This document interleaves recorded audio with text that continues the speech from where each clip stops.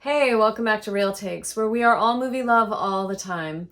I'm Ann Stott, and tonight we are starting a new focus of Real Takes. It is the fall, and the fall is traditionally the time when producers, studios, filmmakers release their best work, hoping to get awards, one of many awards that will happen over the next 4 or 5 months, leading to, in the United States, what is the award of all awards? The Oscars, right?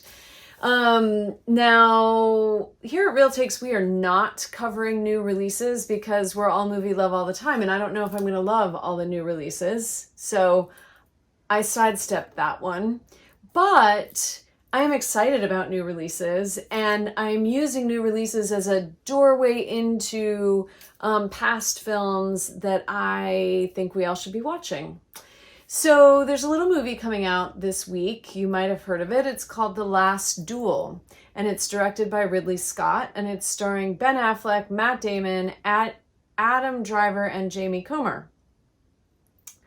Now, when it was announced a few years ago that this movie was being made, had been made, would be coming out, whatever, and it was about two men who fight to the death because one of them raped the other's wife, I was a little cynical because I'm really sick of movies that use rape as a way to tell stories about men.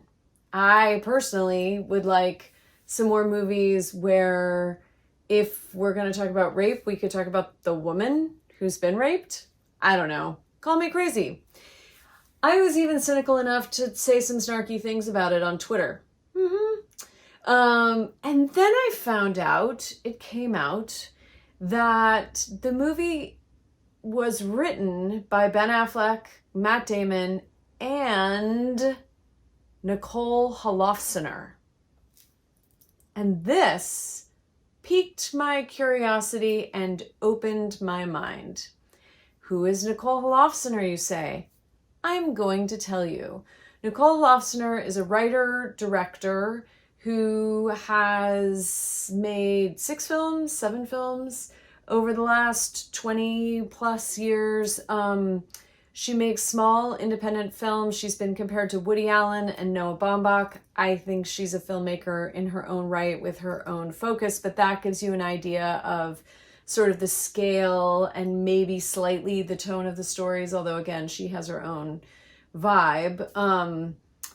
She writes stories about awkward moments and good people doing bad things, although she has a much more nuanced view. She would never say this is a good person who did a categorically bad thing. Although, no, she says some of her characters do decidedly bad things. Anyway, it was a big surprise to me that she had worked on this big budget Hollywood picture with Ben Affleck and Matt Damon. And I was very curious about how this came to pass. I was so curious about how this came to pass that I listened to an hour-long podcast with Matt Damon this summer where I found out how it came to be.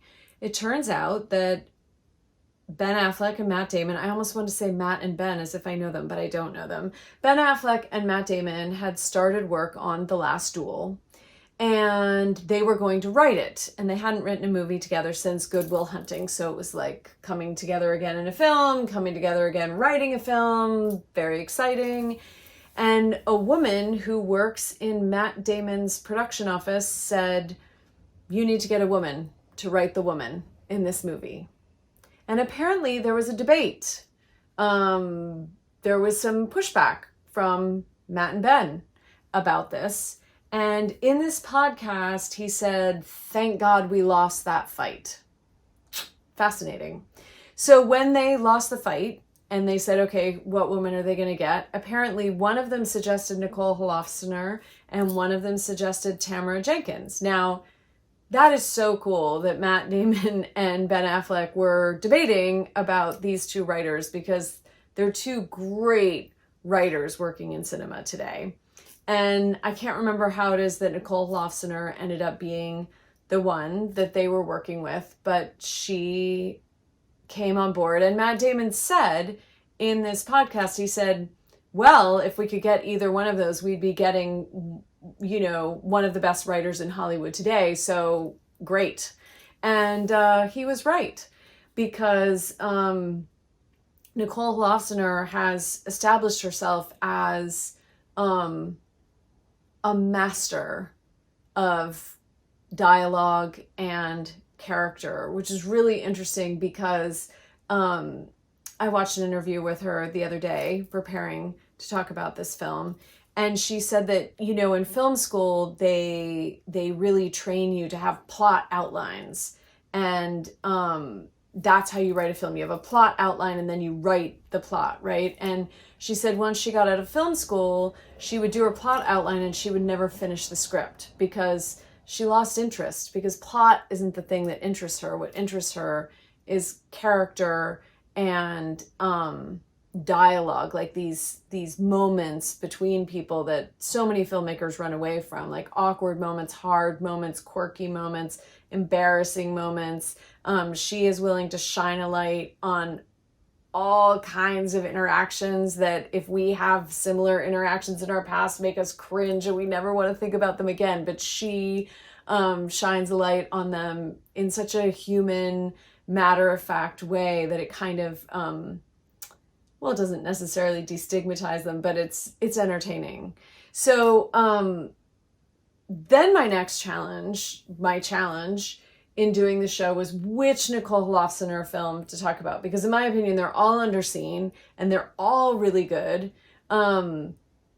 She started out making this film in 1996, I believe, called Walking and Talking, about two friends and who've been very close, they're roommates, and then one of them gets married and how that impacts their friendship. And then she's made several ensemble dramas, Lovely and Amazing and Friends with Money in particular. Her most popular film that you might have seen is called Enough Said, with James Gandolfini and Julie Louis-Dreyfus and Catherine Keener, which is a great movie, but that's her most popular one. So I thought I'd choose one that was maybe a little less seen that I think is so good, and it's called Please Give. So today we are talking about Please Give, the 2010 film directed and written by Nicole Holofcener, starring Catherine Keener, Oliver Platt, Amanda Peet, Rebecca Hall, and Sarah Steele. Now, Please Give centers on a relationship that comes out of the fact that a couple, Catherine Keener and Oliver Platt, have bought the apartment next door to them of the elderly woman who's still alive, who couldn't afford to stay there if they hadn't bought the apartment. And when she dies, they will break down the wall and have a bigger apartment. And Catherine Keener said she had a friend who did this in New York City, and it just sparked all this curiosity for her about what that interaction is then like and what are those relationships like. And in the film, the woman whose apartment has been bought has two granddaughters played by Rebecca Hall and Amanda Peet. And it's about all those complicated, tricky relationships that most of us would never want to talk about. But Nicole Holofcener goes where the rest of us don't want to go. And she does it with intelligence and nuance and humanity and clear-headedness. And it's really a movie in a lot of ways about class guilt and white guilt. And we have, you know, if we have two main characters, they're Catherine Keener and Rebecca Hall, and one of them feels bad about not doing more good things in the world, and the other one just does good things. And the juxtaposition between those two characters is interesting, but really judgment free, which is fascinating. Nicole Holofcener has a long working relationship with Catherine Keener. Catherine Keener has been in every movie she's made, and she said that she considered not using Catherine Keener for this movie, but then she realized it was all fear. It was like, what are people going to think, that I always use Catherine Keener, and, you know, maybe I'm limiting myself or something. And then she realized at some point, I could use Catherine Keener. She's a great actress. She would do a wonderful job in this film. And I like working with her, so I'm going to work with her. And Catherine Keener is always excellent in everything she does. She's particularly good in this. I also want to say that this film opens with one of the boldest reclaiming of objectification of women that I've ever seen in a film. I'm not going to say a single thing about what it is because it's so fantastic and I don't want to spoil it, but it opens with a scene that makes it very clear that we are looking at the women in this movie from a very different point of view than we ever see women in film. And just a quick shout out, the song that's playing in the opening of the film is by the sister folk group The Roaches, which is so fun. I'm a fan of The Roaches. So it's fun to see that song in there. But there's something really brave about Nicole Holofcener's filmmaking. She, again, I've said it now several times, she goes where very few people dare to go, and she does it in a open, curious way. And she says now that her process is, because she doesn't plot outline, that, you know, in this case, she started with a situation and then thought about who are the characters around that situation. But she starts with scenes or moments, and she just writes into those scenes and moments. And then those scenes and moments reveal other scenes and moments to her. And she just sort of follows her own process that way until things start happening to the characters. And I think because of that process and her integrity, we get this view of humanity that not many other filmmakers are giving us. Frances McDormand has said that, you know, plot isn't Nicole Holofcener's strong point, but no one can touch her on character and dialogue. And it is true, man. If you want to experience some great writing, watch any Nicole Holofcener film. But I think this one in particular goes deep into like issues of how money in particular, and a little bit race, but mostly money, influences how we interact with each other in day-to-day life without ever being like overtly political. So anyway, I think it's a fascinating film, but really you can't go wrong with any Nicole Holofcener film.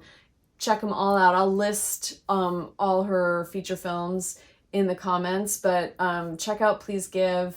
And if you're going to go to The Last Duel, let me know.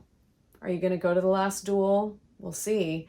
But I hope you like the movie, and I will see you next Wednesday.